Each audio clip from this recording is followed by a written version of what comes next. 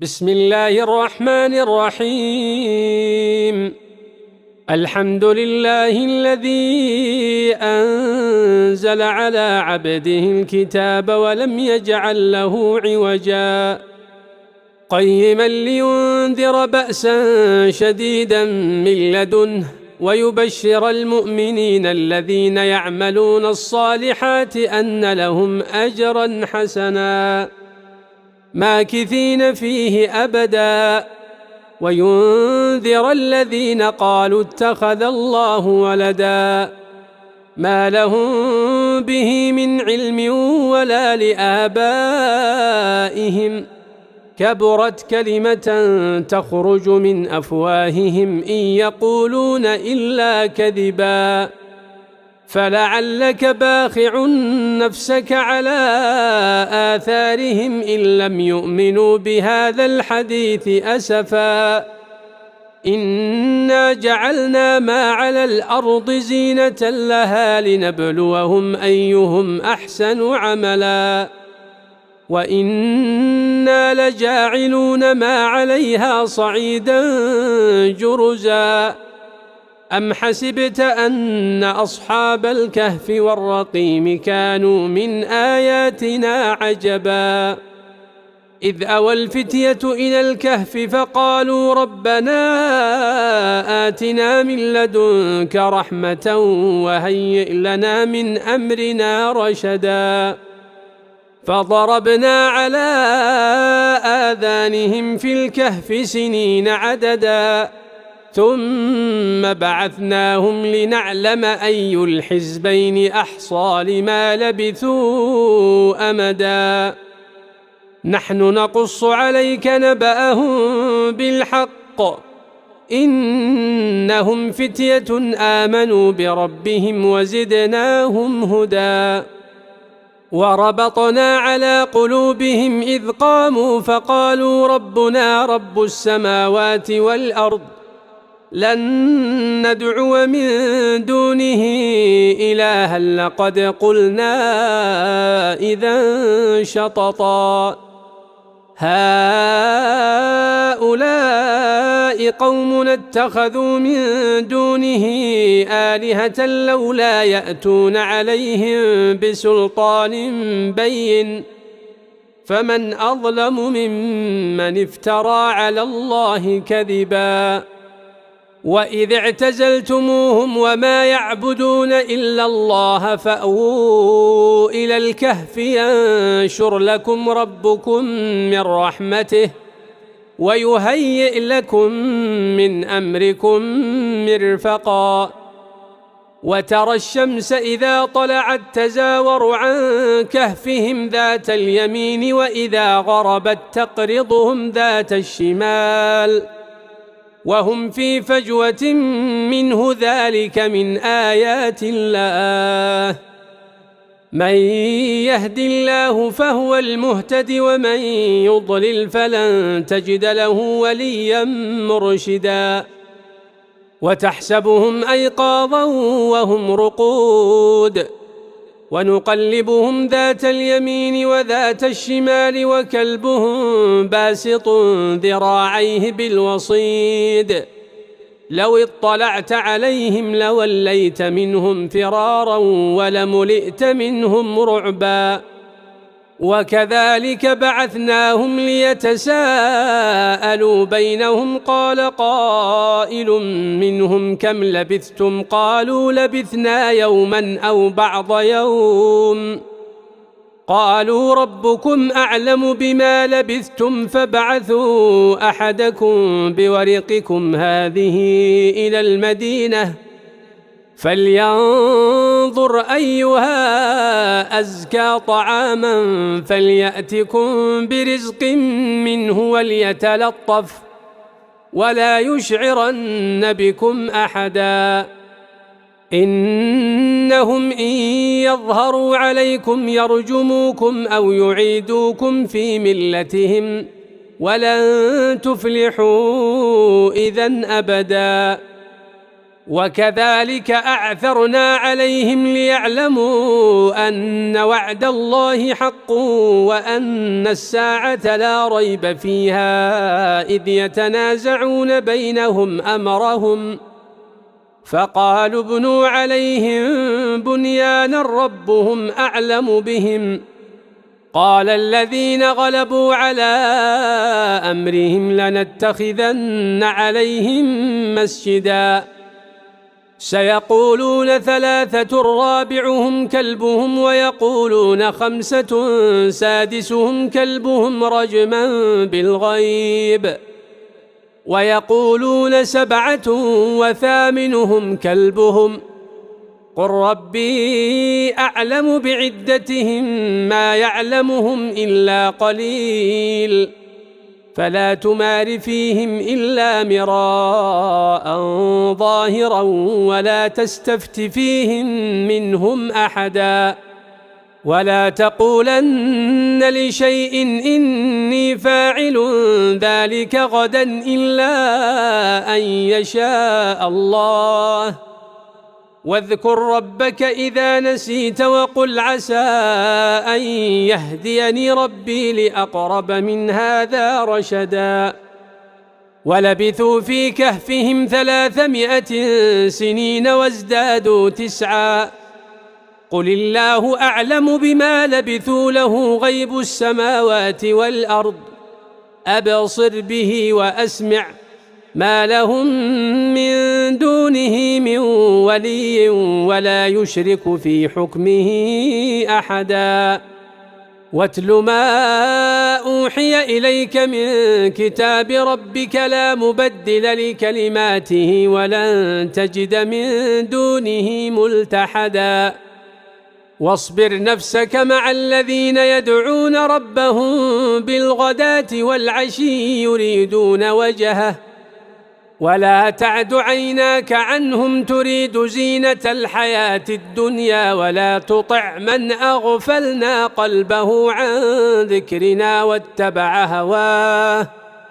وكان أمره فرطا وقل الحق من ربكم فمن شاء فليؤمن ومن شاء فليكفر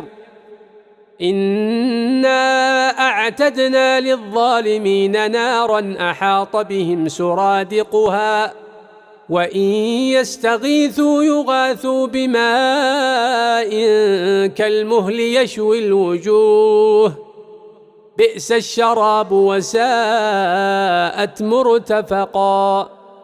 إن الذين آمنوا وعملوا الصالحات إنا لا نضيع أجر من أحسن عملا أولئك لهم جنات عدن تجري من تحتهم الأنهار يحلون فيها من أساور من ذهب ويلبسون ثيابا خضرا من سندس واستبرق متكئين فيها على الأرائك نعم الثواب وحسنت مرتفقا واضرب لهم مثل الرجلين جعلنا لأحدهما جنتين من أعناب وحففناهما بنخل وجعلنا بينهما زرعا كلتا الجنتين آتت أكلها ولم تظلم منه شيئا وفجرنا خلالهما نهرا وكان له ثمر فقال لصاحبه وهو يحاوره أنا أكثر منك مالا وأعز نفرا ودخل جنته وهو ظالم لنفسه قال ما أظن أن تبيد هذه أبدا وما أظن الساعة قائمة ولئن رددت إلى ربي لأجدن خيرا منها منقلبا قال له صاحبه وهو يحاوره أكفرت بالذي خلقك من تراب ثم من نطفة ثم سواك رجلا لكن هو الله ربي ولا أشرك بربي أحدا ولولا إذ دخلت جنتك قلت ما شاء الله لا قوة إلا بالله إن ترني أنا أقل منك مالا وولدا فعسى ربي أن يؤتيني خيرا من جنتك ويرسل عليها حسبانا من السماء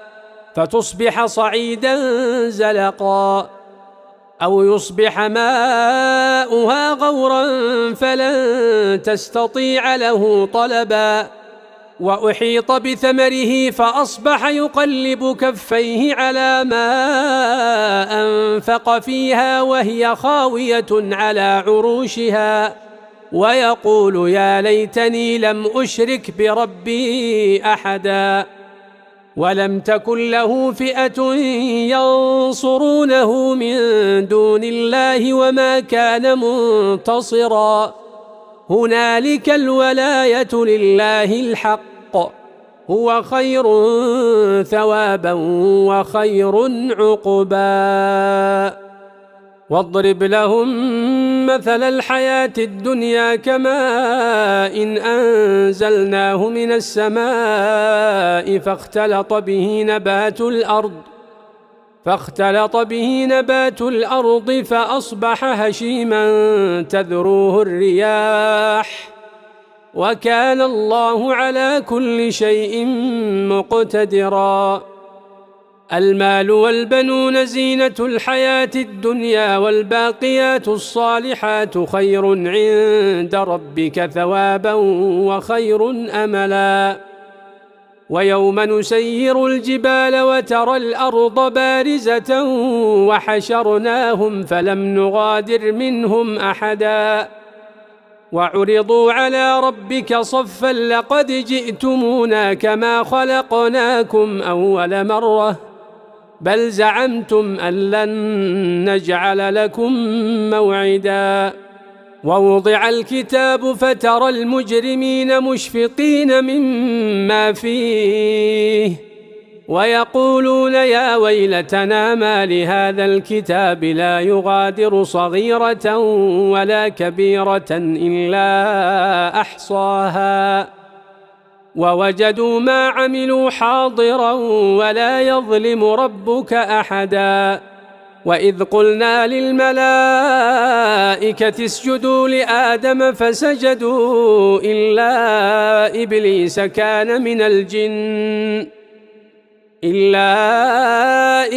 كان من الجن ففسق عن أمر ربه أفتتخذونه وذريته أولياء من دوني وهم لكم عدو بئس للظالمين بدلا ما أشهدتهم خلق السماوات والأرض ولا خلق أنفسهم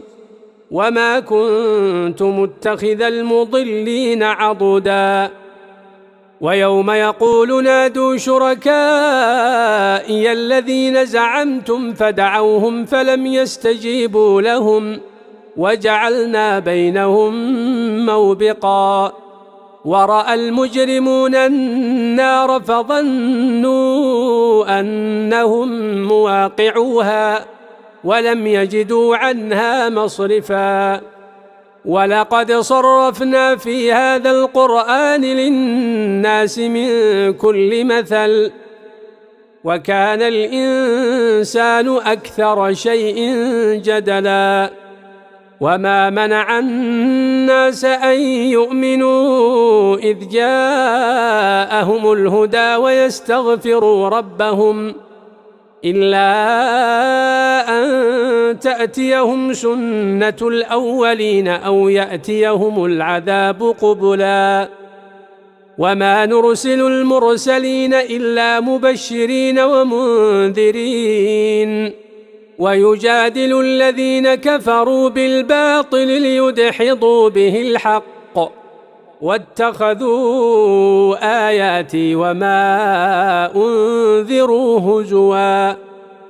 ومن أظلم ممن ذكر بآيات ربه فأعرض عنها ونسي ما قدمت يداه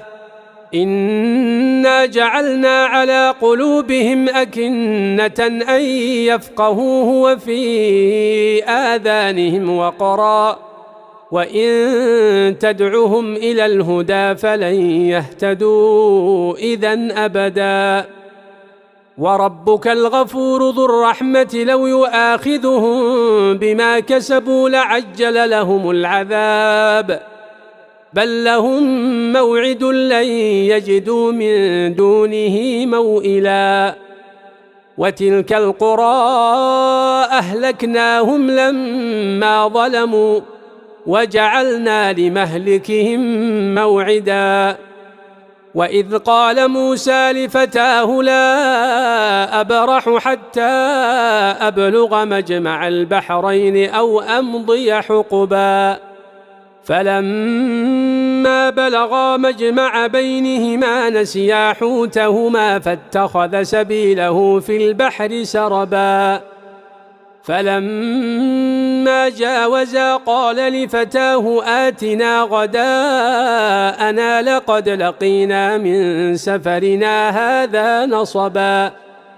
قال أرأيت إذ أوينا إلى الصخرة فإني نسيت الحوت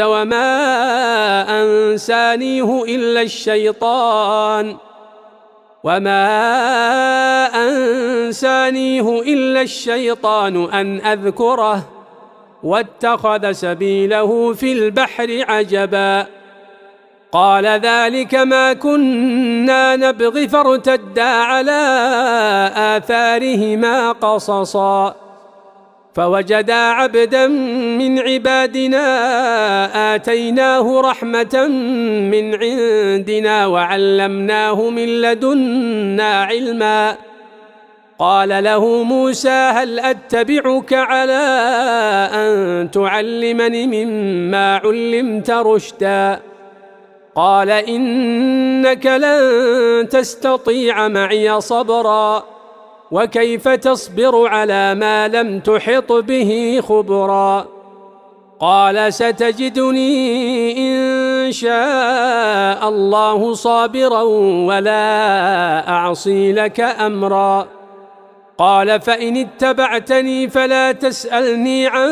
شيء حتى أحدث لك منه ذكرا فانطلقا حتى إذا ركبا في السفينة خرقها قال أخرقتها لتغرق أهلها لقد جئت شيئا إمرا قال ألم أقل إنك لن تستطيع معي صبرا قال لا تؤاخذني بما نسيت ولا ترهقني من أمري عسرا فانطلقا حتى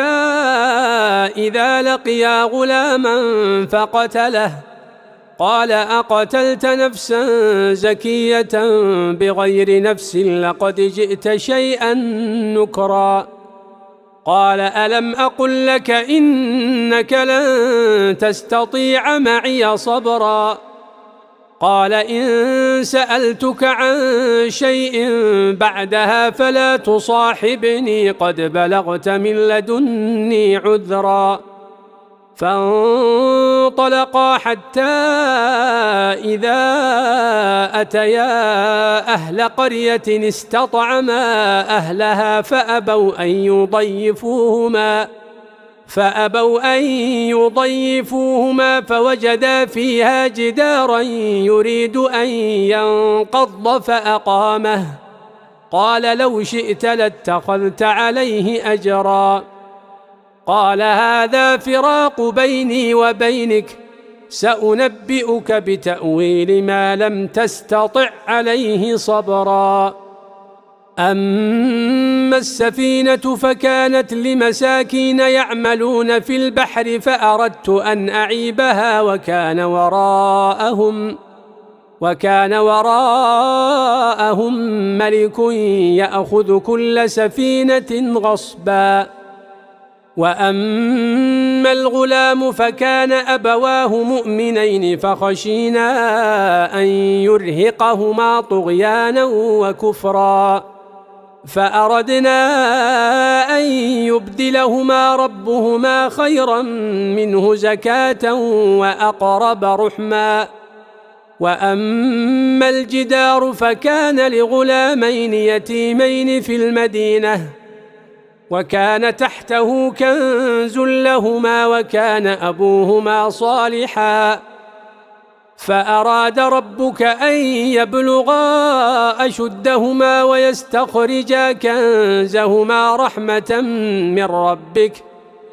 وما فعلته عن أمري ذلك تأويل ما لم تستطع عليه صبرا. ويسألونك عن ذي القرنين قل سأتلو عليكم منه ذكرا. إنا مكنا له في الأرض وآتيناه من كل شيء سببا فأتبع سببا حتى إذا بلغ مغرب الشمس وجدها تغرب في عين حمئة ووجد عندها قوما قلنا يا ذا القرنين إما أن تعذب وإما أن تتخذ فيهم حسنا. قال أما من ظلم فسوف نعذبه ثم يرد إلى ربه فيعذبه عذابا نكرا. وأما من آمن وعمل صالحا فله جزاء الحسنى وسنقول له من أمرنا يسرا. ثم أتبع سببا حتى إذا بلغ مطلع الشمس وجدها تطلع على قوم لم نجعل لهم من دونها سترا. كذلك وقد أحطنا بما لديه خبرا. ثم أتبع سببا حتى إذا بلغ بين السدين وجد من دونهما قوما لا يكادون يفقهون قولا. قالوا يا ذا القرنين إن يأجوج ومأجوج مفسدون في الأرض فهل نجعل لك خرجا على أن تجعل بيننا وبينهم سدا. قال ما مكني فيه ربي خير فأعينوني بقوة أجعل بينكم وبينهم ردما.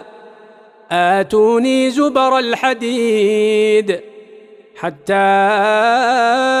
إذا ساوى بين الصدفين قال انفخوا حتى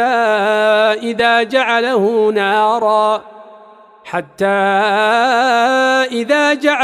نارا قال آتوني أفرغ عليه قطرا. فما استطاعوا أن يظهروه وما استطاعوا له نقبا. قال هذا رحمة من ربي فإذا جاء وعد ربي جعله دكاء وكان وعد ربي حقا. وتركنا بعضهم يومئذ يموج في بعض ونفخ في الصور فجمعناهم جمعا. وعرضنا جهنم يومئذ للكافرين عرضا. الذين كانت أعينهم في غطاء عن ذكري وكانوا لا يستطيعون سمعا. أفحسب الذين كفروا أن يتخذوا عبادي من دوني أولياء إنا أعتدنا جهنم للكافرين نزلا. قل هل ننبئكم بالأخسرين أعمالا الذين ضل سعيهم في الحياة الدنيا وهم يحسبون أنهم يحسنون صنعا أولئك الذين كفروا بآيات ربهم ولقائه فحبطت أعمالهم فلا نقيم لهم يوم القيامة وزنا ذلك جزاؤهم جهنم بما كفروا واتخذوا آياتي ورسلي هزوا